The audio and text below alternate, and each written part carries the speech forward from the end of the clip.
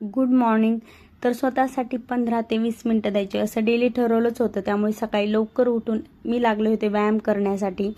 आणि बऱ्याच बायकांचे नवरे असं बोलतात की बायकांना घरात काय काम असतं, त्या तरी काय काम करतात. तर मला या नवऱ्या लोकांना सांगायचं आहे की बायकांना घरामध्ये खूप काम असतात. सकाळी मी स्वतःसाठी वेळ काढून व्यायाम केला होता आणि नंतर मुलाला स्कूलमध्ये सोडायचं त्याची तयारी केली होती. त्याला टिफिन बनवला, डोसा आणि चटणी. नंतर त्याला मी स्कूलमध्ये सोडायला गेली होती. आणि हे छोटे छोटे कामं असतात जे दिसत नाही, ज्याचे आम्हाला कोणी पेमेंट देत नसतं, बट हे कामं खूप महत्त्वाचे असतात. जर आम्ही तुमचं घर सांभाळतोय तर तुम्ही ऑफिसमध्ये जाऊन काम करू शकता. हे सर्व नवऱ्यांनी लक्षात ठेवलं पाहिजे.